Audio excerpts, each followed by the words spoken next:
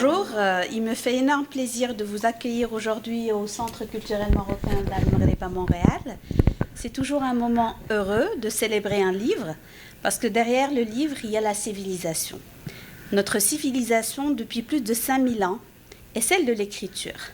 Le moment heureux prend une dimension toute particulière quand le livre est produit par un membre de la communauté marocaine. Sincèrement, c'est une fierté pour toute la communauté. Cela démontre que nous sommes encore une fois une civilisation du livre. Monsieur Ben Fares, vos connaissances et votre savoir sont larges. Vous avez couvert un éventail de questions contemporaines très pertinentes, telles que l'altérité, l'identité, la mondialisation, la francophonie, la littérature marocaine, etc. C'est un honneur pour le Centre culturel marocain de vous recevoir et de vous compter parmi ses fidèles. Vous représentez cette flamme que l'on souhaite toujours vivante pour représenter notre culture. Je reviens au débat de tout à l'heure, la migrance et contexte post-pandémie, les nouveaux défis interculturels. Permettez-moi de vous remercier Madame Fawzi et Monsieur Ben Fares pour vos pistes de réflexion. Je pense que nous allons sortir plus fort de cette pandémie, car elle nous a obligés à nous réinventer et à revoir notre façon de travailler et de servir nos publics. Merci encore une fois, Dr Ben Fares. Merci aux penseurs de prendre les mots de notre temps afin d'éclairer notre démarche.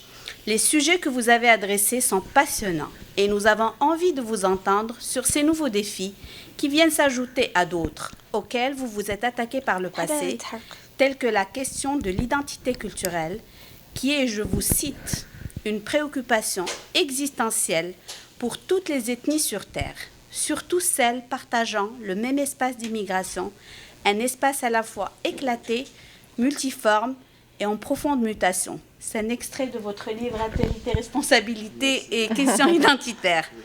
Ces mutations de nos jours sont multiples et parfois imprévues, comme la Covid. Je tiens aussi à vous féliciter pour tous vos livres. Aujourd'hui, M. Ben Fares, vous possédez un rayon complet qui compte plusieurs bijoux, qui font de vous un auteur confirmé et qui font aussi le bonheur de vos lecteurs et de vos étudiants. Je tiens à rappeler que le Centre est éditeur. Il vient tout juste de publier 2 livres pédagogiques de langue arabe de Dr Aqil Sakhri en partenariat avec l'UQAM. Et je profite de cette occasion pour inviter les auteurs marocains, les intellectuels, à profiter de cette maison pour justement faire de Dar el-Maghreb une maison d'édition vivante. Je ne peux finir ce mot sans remercier l'Institut canado-marocain des études et recherches sur l'immigration et l'interculturalité et sa présidente, Dr Fayrouz Fawzi, pour la réussite de cet événement. Bon débat et longue vie à la plume de M. Bifaz. Merci beaucoup. Merci beaucoup, Madame Zmouri. Aujourd'hui, nous allons, dans le sens d'une pensée pluridisciplinaire, proposer dans cette conférence une réflexion sur la question de l'interculturalité, sur les stratégies identitaires déployées par l'immigré afin de faciliter son intégration aussi pendant cette période ou cette conjoncture post-pandémique. Nous allons voir aussi ou définir d'abord le concept interculturalité. Nous savons que ça signifie entre cultures, mais le sens, je pense qu'il est plus profond que de se limiter sur cette définition. Aussi, connaît-il des aménagements interculturels? Il y a ce qu'on appelle aussi le management interculturel. Nous allons voir ça avec Monsieur Dr Ben Fares. Aussi, son livre qui s'intitule Culture authentique et mondialisation, qui se divise en plusieurs chapitres. Et nous allons essayer de lever le voile sur la question de la culture. Lorsqu'on parle de l'identité, ça nous renvoie automatiquement à la question de l'identité.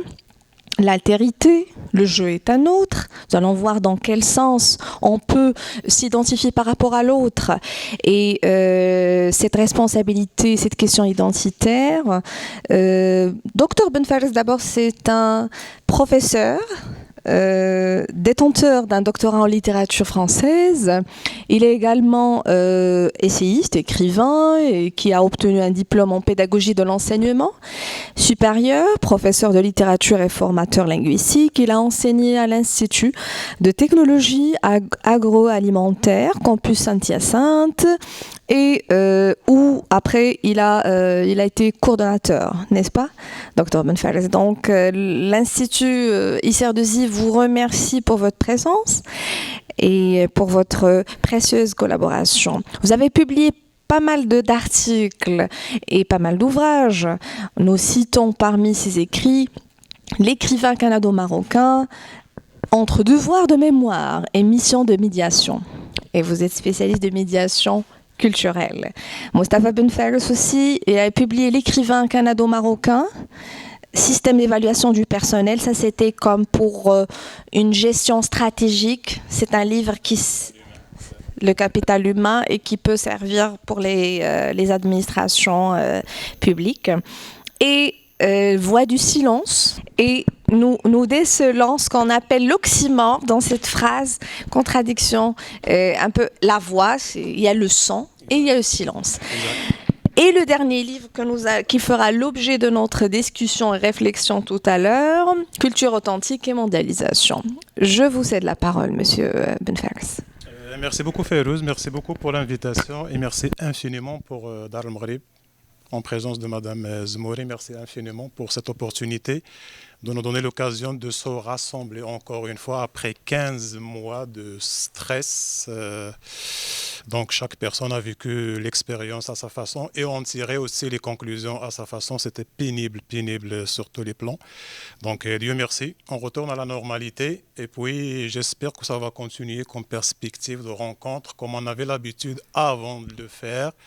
Donc c'était périodique, c'était très enrichissant et puis tout le monde était là donc pour célébrer, pour partager. S'il n'y avait rien à faire, au moins partager ou siroter un café ensemble, ça fait un immense plaisir pour tout le monde. Donc je suis très content d'être ici parmi vous aujourd'hui et j'attends les autres personnes, s'il y aura d'autres personnes bien sûr. Donc juste pour mes écrits Fayrouz, oui.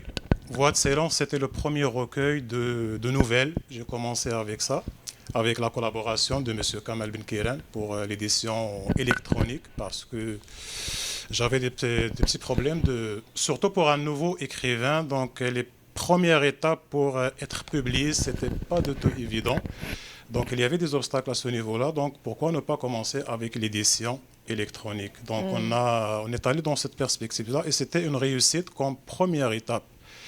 Donc, ce n'était pas la dernière, c'était la première étape qui a donné l'envie à aller plus loin dans l'écriture, surtout quand il y a un texte qui parle de notre mémoire, qui interpelle nos références culturelles, qui touche tout le monde. Donc, il y avait pas mal de personnes qui étaient vraiment intéressées et m'ont encouragé beaucoup plus à aller plus loin dans ce domaine de l'écriture que je fais. C'est ma passion, c'est ma deuxième passion après l'enseignement. Donc j'enseigne à l'enseignement supérieur, toujours les littératures francophones et françaises. C'est ma première passion, mais en parallèle, pour des mises à jour, je continue à écrire. Je continue à écrire pour exister, numéro 1. Deuxième, pour des mises à niveau pour mes étudiants, pour mon entourage éducatif et tout, et pour aller un petit peu plus loin dans tout ce qui est domaine de recherche. Donc, on a besoin de ça pour apporter quelque chose de nouveau. C'est vrai qu'un prof, ce n'est pas juste profession statique de jour le jour, mais il faut que tu apportes quelque chose de nouveau, et pour les étudiants, et pour tes collègues, et pour le système éducatif québécois en général. Donc, on va ajuster la citation de Descartes qui dit « J'écris, j'existe ». Donc, j'existe. Oui, j'existe dans le sens global du terme. Et c'est vraiment une passion qui demande... c'est vrai qu'il y a un côté de souffrance pour l'écriture, mais il y a aussi le côté passionnant aussi. Il y a plusieurs éléments déclencheurs pour écrire. Et l'écrire, c'est un acte d'engagement. Écrire, c'est une forme de catharsis et de purgation de passion. Donc, on écrit pour ajuster, pour véhiculer le message, pour construire.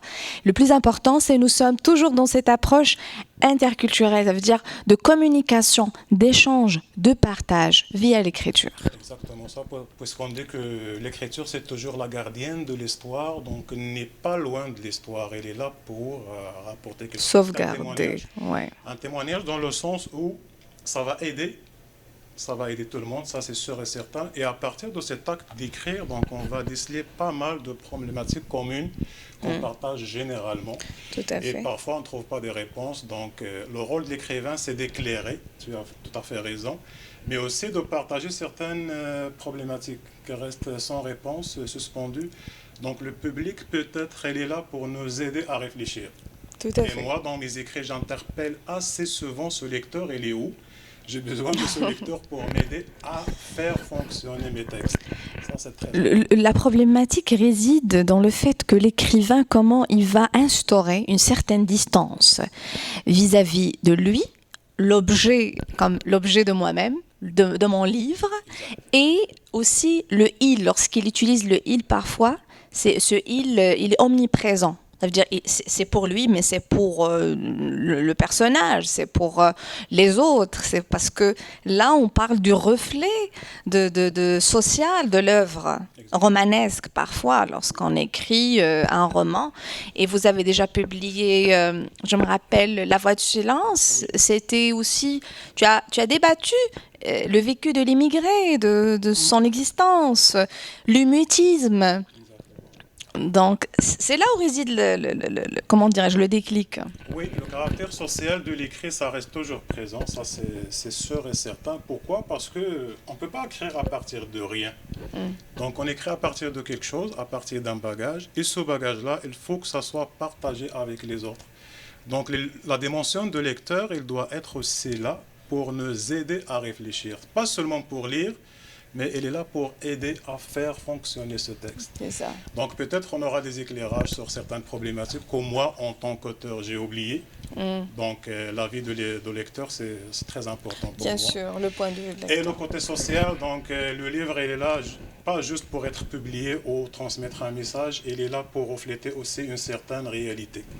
Donc moi, en tant qu'écrivain marocain, et je suis fier de l'être toujours, donc j'ai mon bagage personnel, j'ai ma culture personnelle qui se reflète dans mes textes, ça c'est sûr et certain.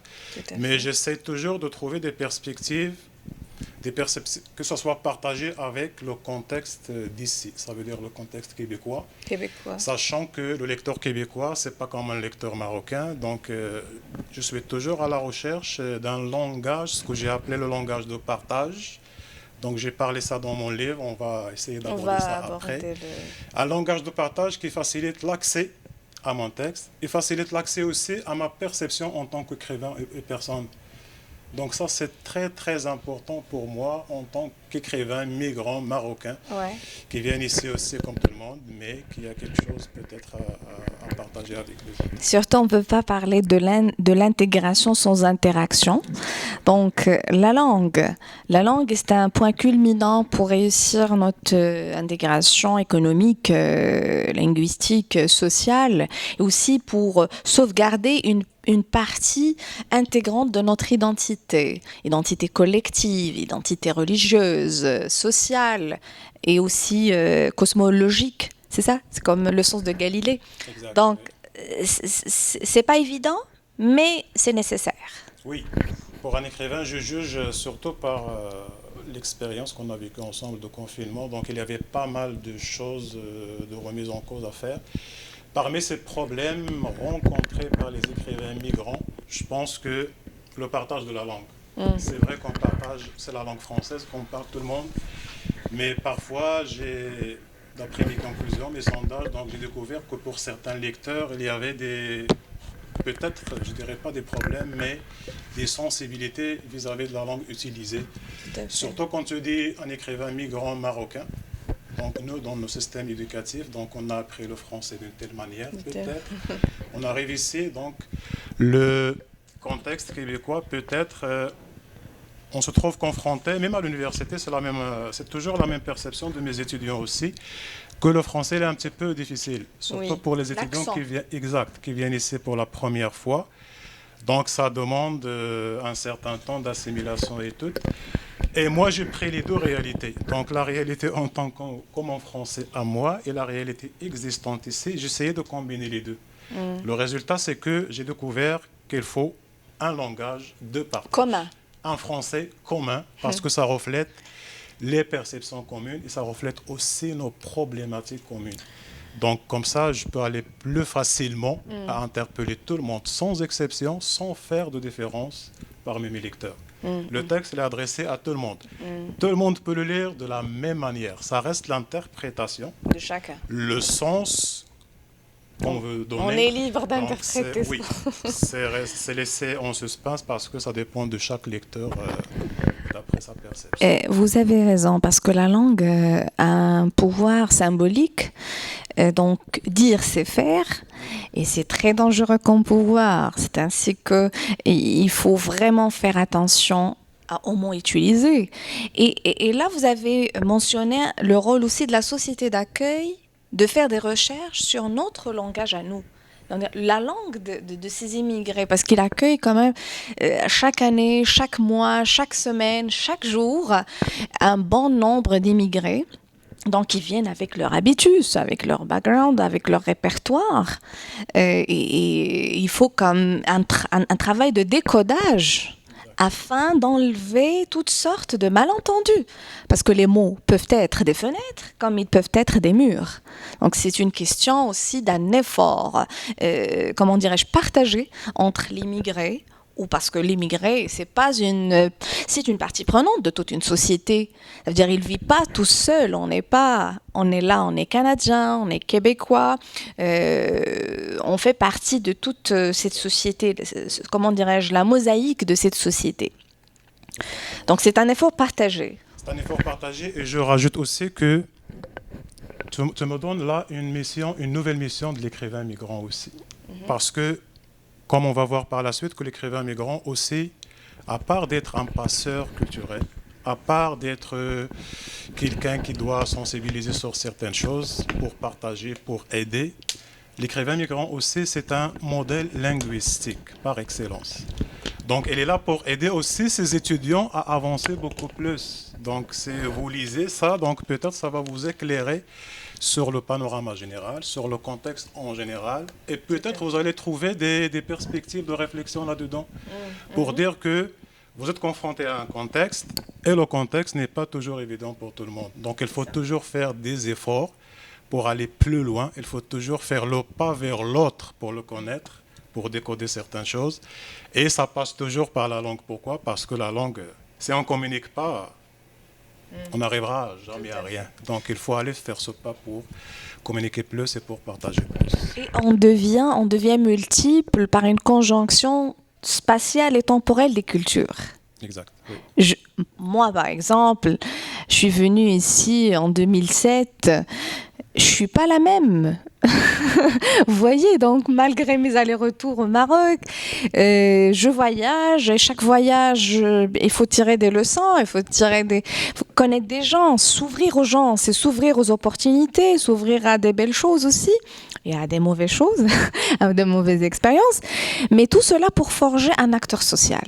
Donc, là, comment on va faire ce travail de réajustement identitaire? Et là, je vais un petit peu votre spécialité, réajustement identitaire ou stratégie identitaire de l'immigré. Oui. Parmi les stratégies, donc, moi j'insiste et j'ai insisté pour toujours sur un mot très très important, c'est l'altérité.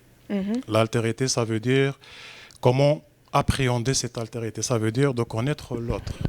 Donc connaître l'autre ici, c'est indispensable pour que le message passe, pour qu'il y ait une communication réussie. On doit connaître l'autre. Je ne peux pas fonctionner avec un professeur à l'université qui est différent de ma culture assez généralement. Si je ne communique pas avec lui, si je ne rentre pas en contact avec lui pour voir comment il réfléchit, comment il pense, comment il réagit parfois, pour pouvoir aller ensemble vers le même objectif. C'est quoi l'objectif? C'est la réussite universitaire, c'est la réussite de l'intégration aussi. Donc, il est toujours présent. Et de la relation. Exact. En plus des rapports avec l'autre. Donc, on parle des rapports harmonieux assez souvent, mais on se pose toujours la question, c'est qui fait le pas le premier? Est-ce que c'est moi ou est-ce que c'est lui?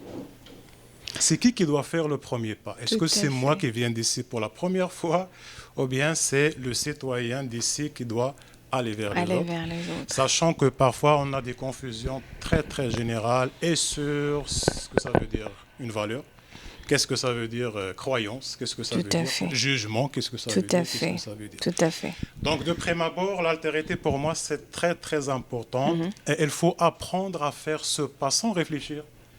Donc apprendre à aller vers l'autre. Donc même s'il est différent, tu dois l'accepter tel quel. Tu ne dois pas faire des scénarios ou des images telles que tu aimerais le voir, par exemple. Non, ce n'est pas ça la réalité. La réalité, elle est comme ça. Tu dois devant aller vers... vous, il faut l'affronter. Oui, exactement. Et d'après la communication que tu vas engendrer par la suite, là, ça va s'éclaircir certaines choses. J'ai discuté avec lui pendant 15 minutes et j'ai appris pas mal de choses que je n'avais pas avant. Donc, ça facilite ce contact-là et ça facilite aussi... C'est comme une double médaille. L'autre, l'envers de la médaille, c'est quoi? C'est essayer de s'auto-corriger soi-même. Parce que personne n'est parfait. Si vous êtes d'accord avec moi, on n'est jamais parfait. Tu peux atteindre certaines mesures de performance, d'expertise dans ta vie, oui, mais pour moi, je ne peux jamais dire que je suis parfait sur tous les plans. Ça n'existe pas. Et l'existence, quand on dit existence dans un contexte migratoire, c'est réciproque. Tu ne peux pas exister seul, c'est impossible. Tu ne peux pas fonctionner seul, c'est impossible. Tu fonctionnes en fonction des autres. Et tu es ce que tu es par rapport à la réflexion des autres aussi. Tout à fait. Donc la critique est toujours là. Et l'altérité, ça pose un très grand problème. Pourquoi? Parce qu'avec l'expérience de la Covid-19, pendant mes séances d'écriture à la maison, donc j'ai découvert que l'altérité aussi, ça a posé de nouveaux problèmes pour le contexte mondial, surtout quand on réfléchit sur le virus, ça vient d'où? Comment on a été introduit ainsi, donc plusieurs problématiques relatives à ça. Donc l'histoire est faite. Exact. L'histoire est faite. Et il y a des déplacements. Il y a des déplacements migratoires. Il y a des déplacements de groupes, d'individus, des marchés, de l'économie, beaucoup de choses. Mais lorsqu'on parle de conflit, de la malcompréhension de l'autre, parce qu'il y a un sens vertical et horizontal. Valeur, conflit. Là, on se retrouve dans un problème de rejet. On rejette l'autre. C'est le plus facile, c'est que je te rejette, je nie ta présence pour m'éviter beaucoup de problèmes. Ou je te remplace par autre chose, parfois par des objets. Parfois, et là, on peut aussi entamer ce rôle prépondérant du numérique. Le numérique là qui prend vraiment place. Et c'est bien, oui, on utilise le numérique, on utilise l'internet, ça facilite beaucoup la vie, mais aussi il faut faire attention à ces effets néfastes pour notre cohabitation humaine. Oui, ça c'est sûr et certain. Quand tu parles des révolutions numériques, ça me revient à l'esprit ce qu'on appelle aussi certaines idéologies individualistes. Donc ils sont issus de ces révolutions. Pourquoi? Parce qu'on a perdu le contact humain. À un certain moment, on perd le contact humain. Ça veut dire cette relation avec les êtres humains, ça n'existe plus, c'est fini. Donc tout le monde est sur son cellulaire, tout le monde sur sa tablette. Donc on va parler quand? Ça m'est arrivé assez souvent, même chez moi, avec ma petite famille à la maison. On est en train de souper ensemble et ma fille qui sort son cellulaire pour parler avec ses amis. Et je la regarde avec de grands yeux. Qu'est-ce qu'on fait? Est-ce qu'on parle ou bien on soupe? Tu décides. Quand on soupe, tu dois apprendre que tu laisses le cellulaire tranquille. Tu peux appeler après, ou bien si tu as un appel urgent, tu peux dire excusez-moi, tu peux aller appeler. Mais en tant qu'un membre de la famille, c'est comme ça. Tu dois respecter le boulot. Il y a des règles, il y a des limites aussi. Mais parfois, on ne prend pas en considération ces détails-là. Donc, pour dire que quand on est dans un contexte migratoire, il faut garder à l'esprit toujours que l'individu, quelle que soit sa provenance, n'existe jamais seul. Tout à fait. Et il ne peut pas fonctionner seul. Donc, il existe par rapport aux autres. Tu te développes par rapport aux autres et tu peux fonctionner comme il faut Même si on est différent, ça ne veut pas dire qu'on ne va jamais s'entendre. C'est loin de tout ça. On est très différents, oui, on l'accepte tel quel, mais on peut fonctionner, on peut vivre ensemble. Donc ici, c'est ça, c'est question de l'appartenance aussi. Lorsqu'on parle de « je suis différent de toi »,« j'appartiens à un groupe qui est étranger au tien », donc c'est ça. Mais l'immigré ou l'étranger fait partie d'un groupe. Oui. Donc là, on a comme un mouvement que je nomme, moi, ça implique l'extériorité et l'opposition. J'extériorise mes valeurs à travers un comportement, à travers une communication, à travers un geste. Et ça peut engendrer une forme d'opposition, d'affrontement avec l'autre. Ça dépend de la flexibilité de l'autrui. Donc c'est ainsi que là, on va parler de l'importance des institutions sociales.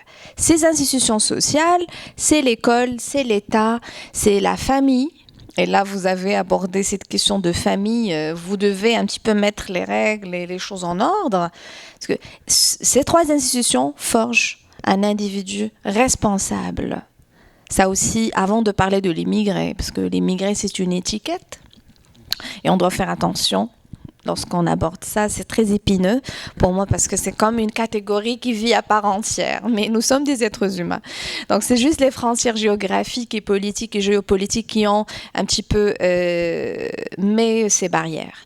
Donc, voilà, je reviens un petit peu sur cette question de l'altérité. Donc, l'étranger qui fait peur. Et Amin Maalouf a parlé qu'il ne faut pas demeurer sous la menace des identités meurtrières. Et vous avez dit la même chose autrement. Donc, oui, si tu veux, mais je pense que cette perception-là est un petit peu largement dépassée. Il ne fait pas peur. Il est là, il existe pour compléter quelque chose. Okay. Donc, et nous, on se développe par rapport à ces personnes-là ou bien l'inverse. Donc, comme je l'ai dit tout à l'heure, on ne peut jamais fonctionner toute seule ou se développer toute seule. Tu ne peux pas, malgré les compétences, malgré les capacités. Donc, on a toujours besoin d'autrui pour essayer de fonctionner normalement. Et ça s'applique à tous les contextes migratoires sans exception. Donc, cette perception de l'étranger, je pense que c'est largement dépassé, ça n'existe plus maintenant. Ce qui existe, c'est qu'il faut être conscient que l'altérité, ça pose un problème pour tout le monde. Et pour appréhender cette altérité, donc, chaque individu, je le répète, chaque individu est amené à faire un pas dans ce sens. Et un effort. Exact. Ce n'est pas une question de gouvernement, ce n'est pas une question de province, non. Chaque individu qui est là dans un contexte migratoire, faire le pas.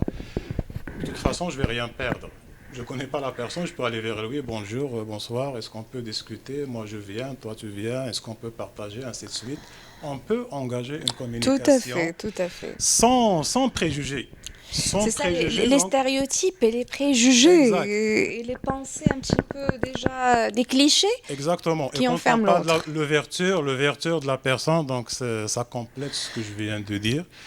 Il faut être de nature ouverte, oui, mais certains disent faites attention, il faut être ouverte, mais avec quelques précautions. La méfiance. S'ouvrir pour ne pas se perdre, peut-être, oui, tu as raison. Mais l'ouverture, elle est là. Surtout, j'insiste sur une chose aussi dans mon livre, que l'ouverture, ça ne veut pas dire toujours l'uniformisation.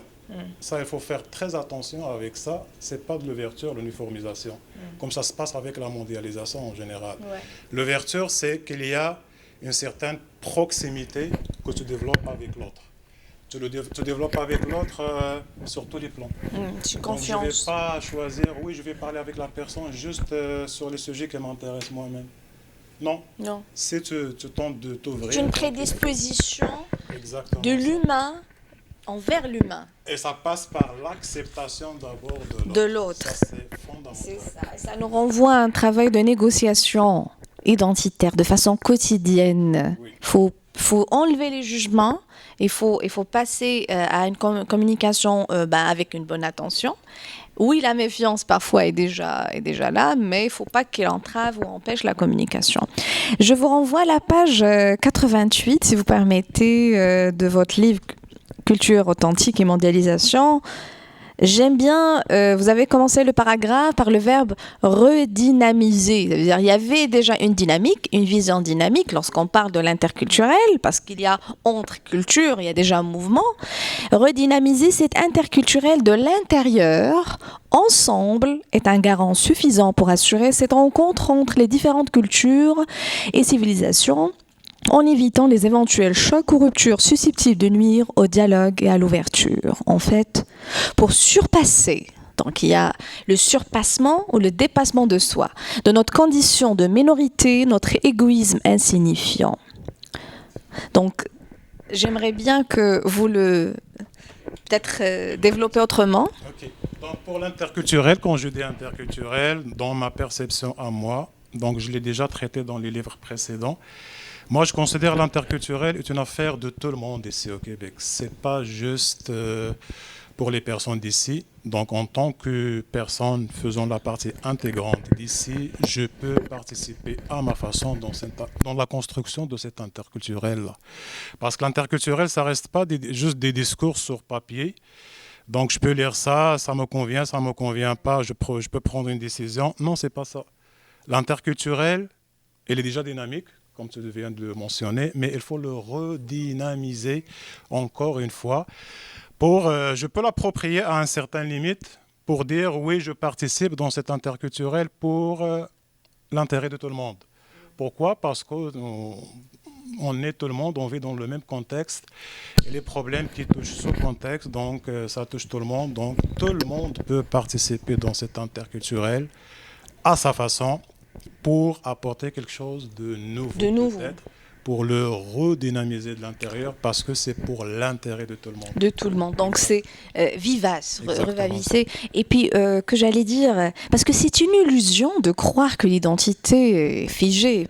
Il est en perpétuel mouvement et n'est pas une entité, comment dirais-je, unique, homogène, une essence qui constitue notre substrat d'être, mais au contraire, c'est à travers l'autre, l'autre, que je m'identifie.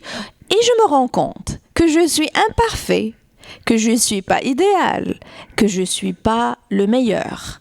Et cela peut générer aussi un autre problème, n'est-ce pas ? Oui.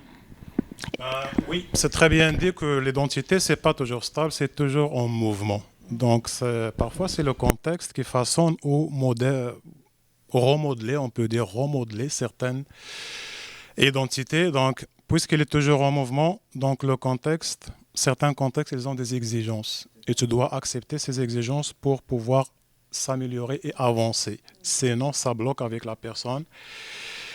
Donc, c'est pas stable l'identité, mais je peux par contre conserver ce que je suis, mon identité à moi, mais j'essaie de la remodeler en fonction des contextes dans lesquels je me retrouve. Ça s'appelle réajustement identitaire. Exactement, et c'est un processus, je le répète, les réajustements, c'est un processus au quotidien et ce n'est jamais définitif et final. Moi, je vais mentionner l'auteur, en fait le fondateur, ou le chef de file de ce concept, réajustement, c'est Pierre Zima, qui a parlé de ça aussi dans le roman et la fonction sociale de l'œuvre.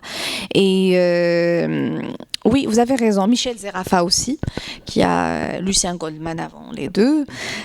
Donc là, oui, l'identité, c'est très complexe. Franchement, je ne peux pas émettre une hypothèse et dire voilà, l'identité comme ça. Non, c'est très, très épineux. On peut étudier les éléments d'ordre externe, d'ordre interne. L'identité, il se développe dans l'histoire et le temps, n'est-ce pas ? Exactement. Donc, comment on va l'enrichir ? Parce que c'est à travers cette identité qu'on peut contribuer au développement de toute une société. Exact. Donc, c'est très problématique aussi. Donc, problématique, oui, mais il faut être conscient de certaines choses d'abord. Donc, quand tu dis l'identité, ça vient avec un ensemble d'éléments avec l'identité, surtout quand tu changes de contexte. Du jour au lendemain, tu te trouves dans un contexte migratoire. Donc, le contexte migratoire, il faut mettre en tête qu'il y a des exigences à respecter dans ce contexte-là. Et tu ne peux pas inventer des choses qui n'existent pas. Exact. des codes socioculturels peut-être. Donc, je vais essayer de m'adapter avec ça. Donc, la première des conditions, est-ce que la personne, elle est ouverte à cette adaptation-là? La deuxième des questions, est-ce que la personne, elle fait des efforts pour son intégration personnelle à l'intérieur de ce contexte-là? Troisième, est-ce que l'identité de cette personne est assez flexible pour accepter certaines choses? Je ne veux pas perdre des choses, non. Je veux pas dire ça.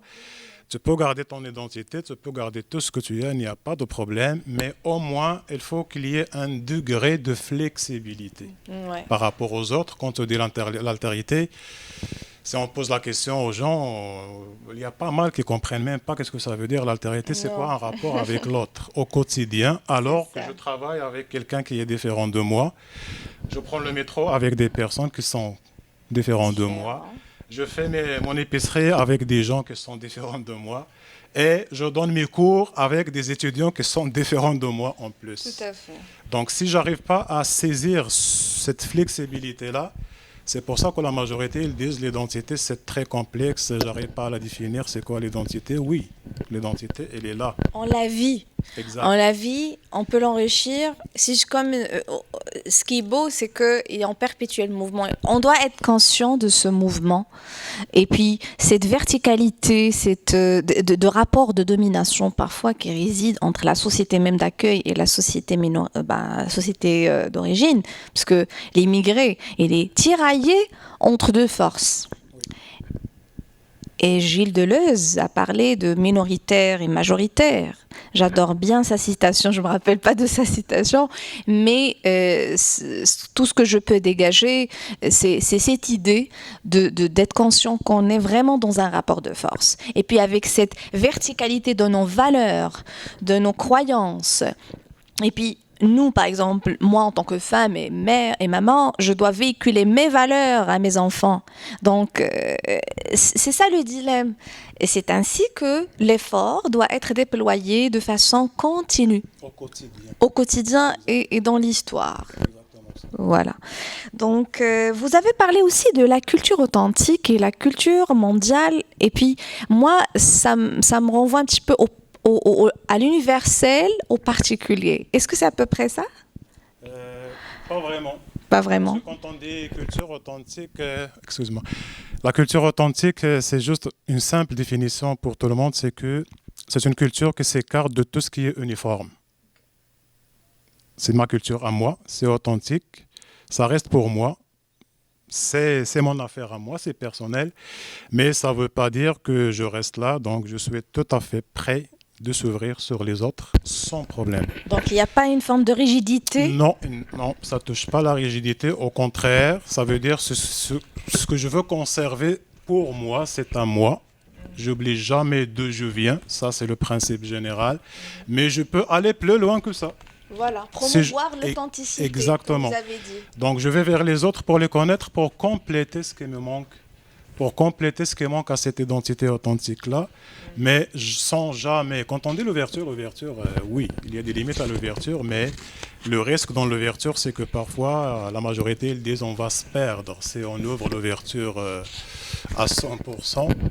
Donc, il y a le risque de se perdre parmi ces altérités-là différentes, mais moi, je ne pense pas qu'il y a des risques, qu'il n'y a pas un danger, tant qu'il y a une conscience de la personne que oui, j'ai ce que j'ai, mais je suis prêt d'aller vers les autres pour compléter ce que j'ai pas.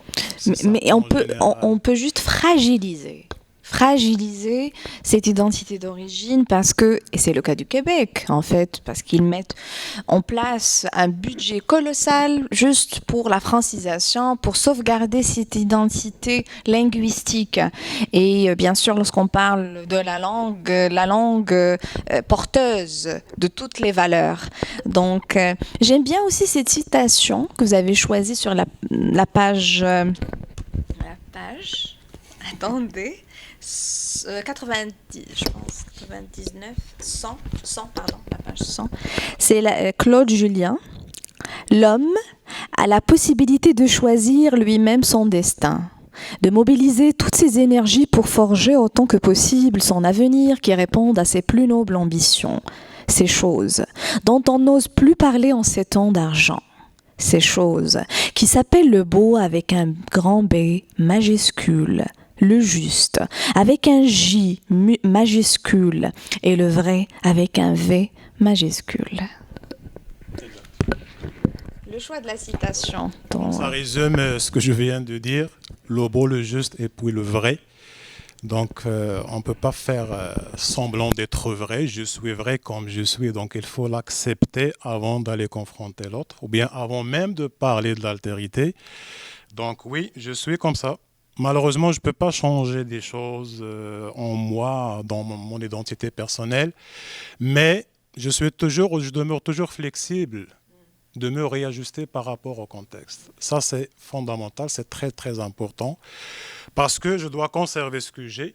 Sinon, si je m'ouvre sans limite, il y a toujours le reste quelque part qui me guette. Donc, je dois m'ouvrir, mais tout en sachant qu'il y a des limites à ça et tout en sachant aussi que je suis toujours flexible pour rapporter des choses qui peuvent m'enrichir ou qui pourraient m'enrichir dans l'avenir pour pouvoir s'adapter, pour pouvoir m'intégrer dans mon emploi, ma famille, mon entourage, mon voisinage, il n'y a pas de problème. Et pour dire que finalement, je pourrais devenir citoyen comme tout le monde. C'est ça. En général. C'est donc c'est ça. Humaniste. Exact. Humaniste. C'est ça le résumé de Claude Julien c'est un peu humaniste et puis pour dépasser cet intérêt juste pour les choses, pour l'argent, parce que là vraiment on voit ce phénomène de déshumaniser l'être humain ou le cerveau de l'être humain pour arriver à des fins purement matérielles. Et vous avez dit que promouvoir l'authenticité, lorsqu'on parle aussi d'authenticité, on parle de notre culture. Nous sommes des Marocains, nous sommes fiers de l'être. Nous avons une culture de coton qui absorbe d'autres cultures et c'est à travers l'écriture, à travers ce genre de débat, à travers le rôle de notre Institut canado-marocain aussi, parmi d'autres instituts bien sûr de recherche, à travers le Centre culturel marocain actuellement est présidé par Madame Zmouri ou Zmouri et à travers toutes des gens qui sont pour la médiation culturelle, qui sont pour le dialogue, qui travaillent pour le rayonnement de notre pays. C'est vraiment, c'est le rôle, c'est notre devoir, c'est notre rôle et on le fait avec un immense plaisir. Parce que je pense que même pour la société québécoise, ça sera juste un enrichissement. N'est-ce pas, Dr Ben Fares? C'est un enrichissement, sur tous les plans. Oui, donc ça c'est très très important ce que tu viens d'évoquer là. Donc tout le monde se mobilise à sa façon, d'après ce qu'est là, pour faire rayonner cette culture-là. Et nous sommes toujours prêts, ça je le répète depuis des années. Donc on s'est rencontrés pas mal de conférences auparavant. Tout à fait. Et on a insisté pas mal sur cette dimension-là. Rappelez le sage révolté. Exactement. Donc c'est tout le monde, il est là, c'est pour la collaboration. On veut la collaboration de tout le monde pour essayer de donner l'image qu'on voulait. C'est vrai qu'on ne peut pas atteindre certains sommets, mais au moins pour prouver aux autres sensibiliser, qui ne connaissent pas peut-être ce qui nous semble. Donc on est là pour le prouver, chacun à sa façon. Et tu as raison, ça passe à travers toutes les expressions artistiques, pas seulement les écrivains. Il y a le rôle de peintre, il y a le rôle de sculpteur, il y a le rôle de photographe. On remercie Monsieur El Hadri pour votre travail aussi. Tout le monde, Madame Zmouri, vous êtes toujours présent. Par sa position. Donc, son encouragement. Les personnes qui sont là parmi vous pour partager, juste le partage avec nous, c'est déjà quelque chose. Tout à fait. Ça montre l'intérêt qu'on a tout le monde pour ça. Et si on se mobilise de cette façon-là, je pense qu'on peut aller plus loin. J'ai toujours l'espoir de le dire et de le répéter qu'on peut aller plus loin de ce que les autres pensent peut-être et pour corriger aussi l'image. Pour certains, c'est un petit peu flou dans leur tête parce qu'ils ne connaissent pas.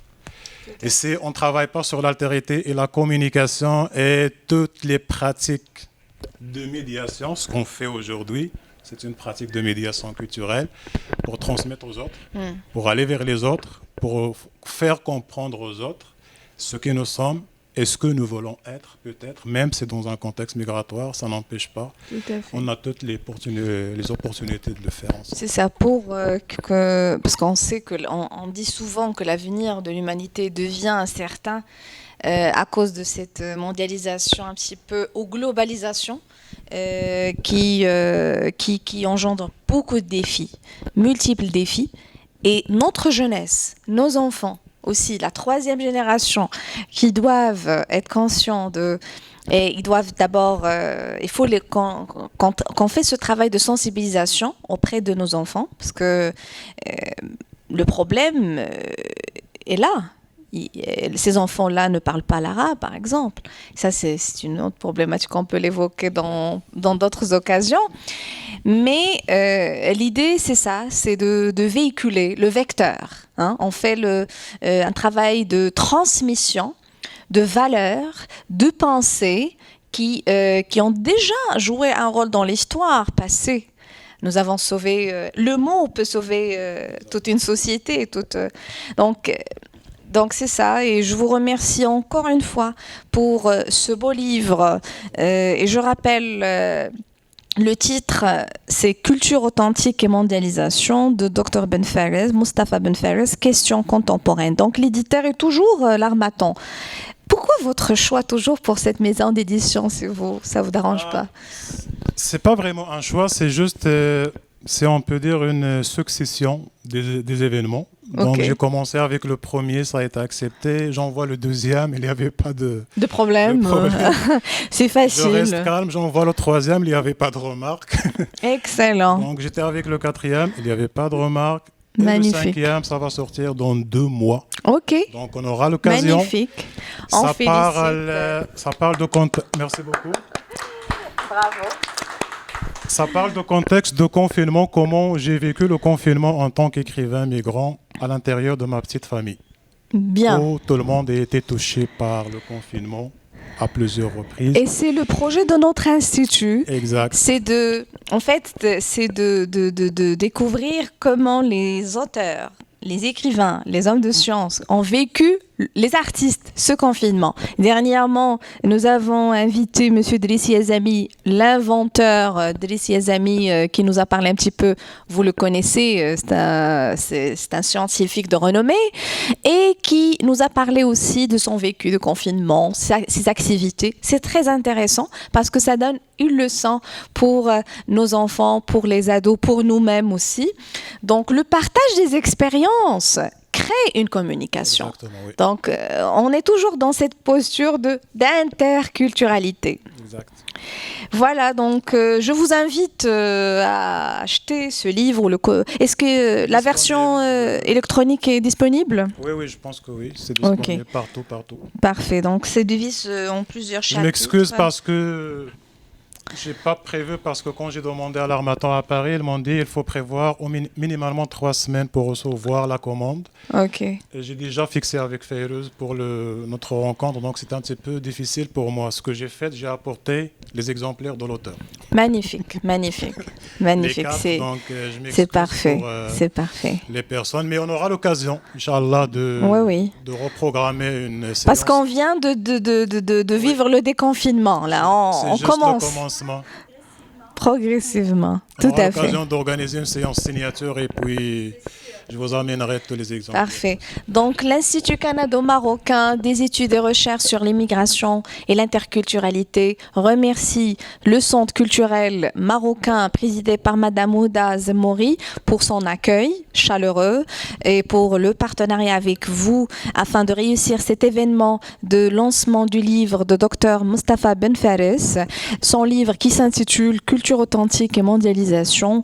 Le débat est animé par Dr Fayrouz Fawzi, la présidente de l'Institut, et on remercie infiniment l'équipe technique qui a aussi participé à la réussite de notre événement. Je vous cède le dernier mot pour les téléspectateurs qui vont nous regarder tout à l'heure. Oui, je poursuis dans la même perspective. Merci infiniment de me donner l'occasion. Parce que quand j'ai entendu le mot normalité la semaine passée, je sortais de joie.